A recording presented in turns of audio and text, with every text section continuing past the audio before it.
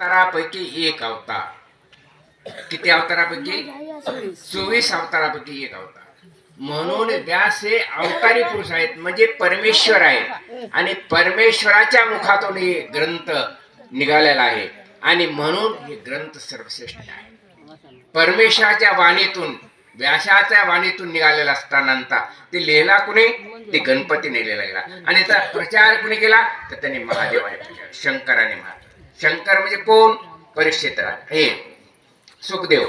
सुखदेव हे शंकराचे अवतार आहे, ते लक्षात ठेवलं गेलं पाहिजे. आणि म्हणून ही लिंक जे आहे ती सर्व परमेश्वराची लिंक असल्यामुळे हा ग्रंथ सर्वश्रेष्ठ आहे, लक्षात ठेवलं गेलं पाहिजे.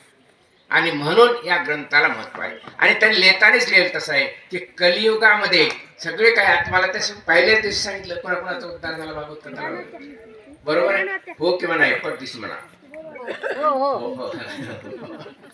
तर पहिल्या दिवशी तुम्हाला सांगितलं की बऱ्याच लोकांचा कथा लागला उद्धारतो. त्याचप्रमाणे तुमचा का होणार? तुमचाही होणारच. ऐक कथा ऐकणं हे फार महत्वाचं असते, कारण कानानं कथा ऐकली जाते आणि ते शरीरामध्ये जात असते आणि मनामध्ये बिंबली जाते, हे लक्षात ठेवले. आणि म्हणून हे कथा ऐकणं फार महत्वाचं आहे. त्याप्रमाणे आज हे कथेचा कितवा दिवस आहे? चौथा दिवस आहे. आणि चौथा दिवस असताना काल आपण काय, कोणत्या विषयी कथा घेतली होती, कशाची कथा घेतली होती हे थोडक्यात जर कोणी सांगितलं तर बरं.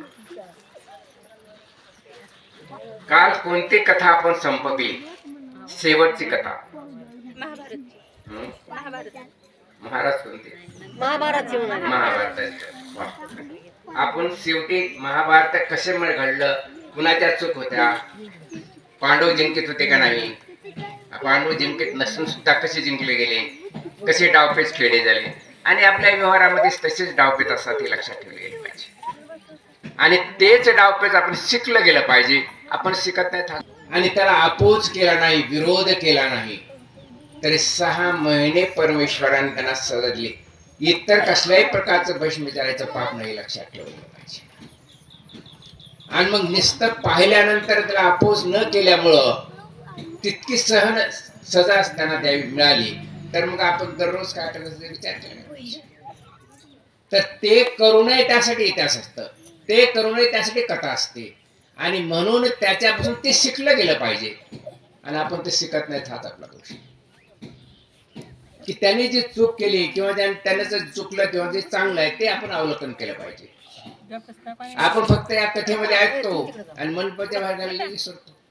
विसरता कामा नये, चिंतन झालं पाहिजे, मनन झालं पाहिजे, लक्षात ठेवलं गेलं पाहिजे. आणि म्हणून काल आपण महाभारताची कथा पूर्ण संपली होती. त्यानंतर मला असं वाटतं की मांडवी ऋषीची कथा शेवटी घेतलेली होती. आणि त्यांची सुद्धा आता त्यांनी काही सुद्धा चूक नसताना, त्यांची काही सुद्धा चूक नसताना त्यांना फासावर चढावं लागलं का? बरोबर आहे? कोणाच्या लक्षात थोडं तरी असं का नाही? काही चूक नसताना का चढावं लागलं? कारण त्यांची चूक नसताना सहज राजानं विचार न करता फासावर चढवलं. परंतु जो कधीच चूक करीत नाही, ज्याच्या जीवनामध्ये इतके प्रांजळ पाण्यासारखं असतं, तर कुणालाही भेट नसतो, लक्षात ठेवलेलं पाहिजे. आणि मग फासावर चढवलं तर फास चढेना, लागेना. मग राजा घाबरला, खाली उत्तर दिल्यानंतर विचारलं तो महान संत, आणि तो घाबरला शाप देईल म्हणून. त्यांनी सांगितलं मोठे लोक सहसा शाप का देत नाहीत? कारण ज्याची चूक असते त्याला शाप द्यावा, दुसऱ्याला देण्यात काय अर्थ आहे? म्हणून राजा तुझी काही चूक नाही, मी सजा देईन, तर ज्यांनीही मला सजा दिली त्याला सजा देईन. मग चूक कुणाची आहे? मृत्यू नेण्याचं काम कुणाचं आहे? यमराजाचं. फाशी द्यायचं काम कुणाचं आहे? यमराजाचं. मग हे मी यमराजाला प्रश्न विचारेन असं त्याने सांगितलं. इतकी ताकद आपल्यात पाहिजे. मला का सांगायची की तितकी ताकद तुमच्यामध्ये येऊ द्या. मग ही ताकद केव्हा येईल? ज्यावेळेस तुम्ही सत्य बोला, ज्यावेळेस तुमच्यापासून अहंपणा जाईल, ज्यावेळेस गर्व नाहीसा होईल, निंदा नाहीशी होईल, पंचायत संमती नाहीशी होईल. अशा गोष्टी जर तुमच्या जीवनामधून षट विकार जर नाहीसे झाले, तर निश्चित तुमचा सुद्धा उद्धार झाल्याशिवाय राहणार. आणि म्हणून ते षडविकार कुणाचे नाहीसे झाले? मांडवी ऋषीचे नाहीसे झाले. आणि म्हणून त्याने यमराजाला प्रश्न विचारला की बाबा माझ्या या जीवनामध्ये कशाही प्रकारचा मी पाप केले नाही. असाच प्रश्न मी काल महाभारतामध्ये सांगितलं होता, तर कोणी कुणाला विचारलं होतं. एवढं सांगितलं तर मी कथा सांगितलं तर मला निश्चित फायदा झाला असं मला वाटतं. महाभारताने हा प्रश्न विचारला होता की माझ्या जीवनामध्ये मी कधीच पाप केलं नाही, मला ही सजा का? कोण कुणाला म्हणलं होतं महाभारतामध्ये?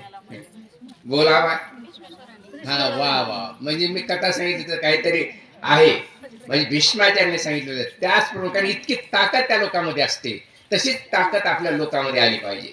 आपण तितकं प्रांजळपणे वागलं पाहिजे तर आपलं जीवन सफल होतं, अन्यथा त्या जीवनाचा उपयोग नाही. संसार हे खोटा आहे हे लक्षात ठेवलं पाहिजे आणि परमेश्वर हे सत्य आहे हे लक्षात ठेवलं गेलं पाहिजे. आपण आज आहे